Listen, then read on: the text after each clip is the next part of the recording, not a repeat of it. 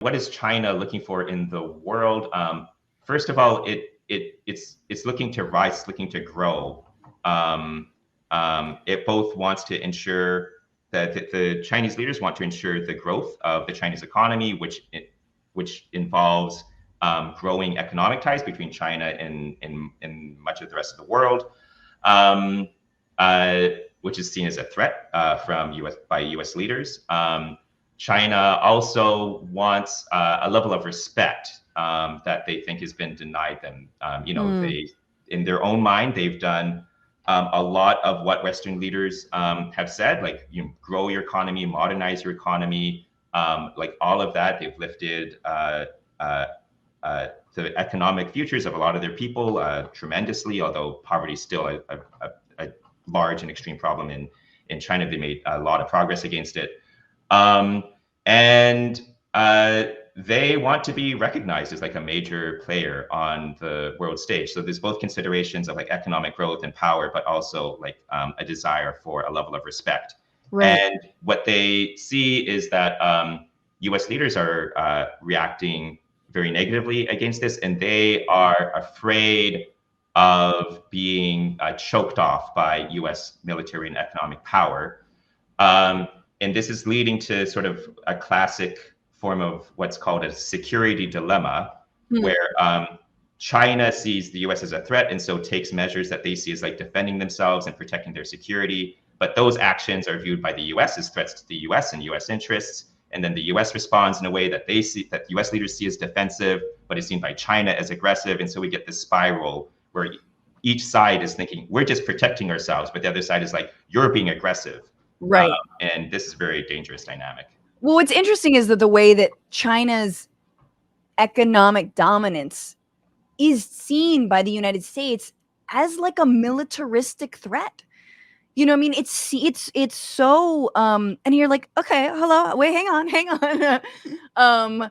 All these corporations in the United States are benefiting from Chinese manufacturing. Now we're understanding how horribly like wrong that model is, because you guys didn't have a plan. Now that China has decided to go on, zero COVID lockdown in a lot of places, and it's just so funny. It's like, you guys have been happily sending manufacturing jobs to China for this long. And I don't mean that in a nationalistic protectionist way, but, I mean that in a pro-labor union, way in the United States. And you're just like, now we're supposed to hate China for their economy?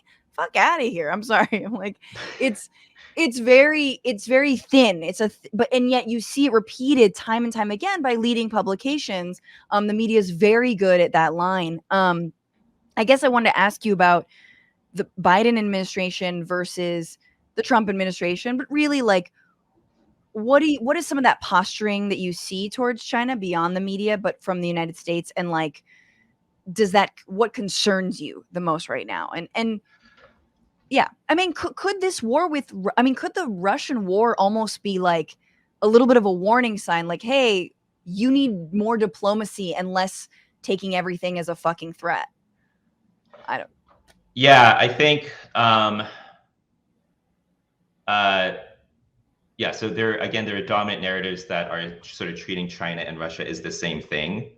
And they're not. Like, Russia's totally, like, it's off the deep end. That China's in a very different position and can still, I think, play a constructive role in the world in a lot of ways. But this requires like the US getting the US-China relationship right. But like, I do think that the radicalization of extreme nationalism in Russia, that's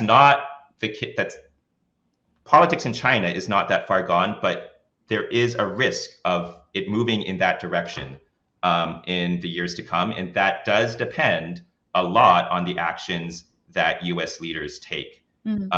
If US leaders continue on just this dogmatic anti-China stance that leaves no room for the rise of China in the world, that treats the US-China relationship as this zero-sum competition, it's like like this world isn't big enough for the two of us. Mm-hmm. That is going to encourage and empower the worst elements in Chinese politics and Chinese society, and is going to tend to push China further and further in an extreme nationalistic direction.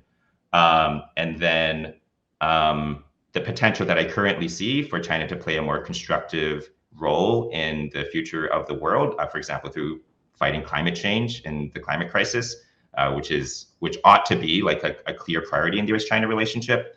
Like that potential could get swept away in this like tide of nationalism, which is a real threat in China and a bunch of the rest of the world, in the US too. It reminds me of kind of the Iran deal, which barely happened under Obama, and even some of the Cuba relations softening under Obama, which again then got very tough again under Trump. But the ways that like the right wing in every country does not want diplomacy. Like the right wing in Iran did not want that fucking deal, and and every country has their extremists who do not want the diplomacy. And so threading these needles is incredibly difficult. And the right in these different countries, like they feed off of each other. Like the hardliners, the anti-Iran hardliners, the anti-China hardliners in the US, those empower the hardliners in Iran and in China. This is something that is really important. Like anti-China nationalists in the US, they sort of pose themselves as like the enemies of the Chinese leadership. The nationalistic leaders in China love the anti-China nationalists in the US, because all the crap that they pull that sets the US up as like the inevitable enemy of China, like that helps their power within China. That helps them undermine any sort of progressive opposition within China. We've seen the same thing in Iran as well. So these nationalists of these different countries that are opposed against each other, they sort of position themselves as the greatest enemy of the nationalists on the other side. But no, all these nationalists, like they're functionally on the same team. They all feed each other, to the detriment of all the rest of us. What's going on, Frantifa? If you haven't already, subscribe to this channel right now. Hit that button. And also, you can become a patron and support the show every single week. Get access to bonus episodes and exclusive merchandise. Patreon.com/Bitchuation Room. Do it.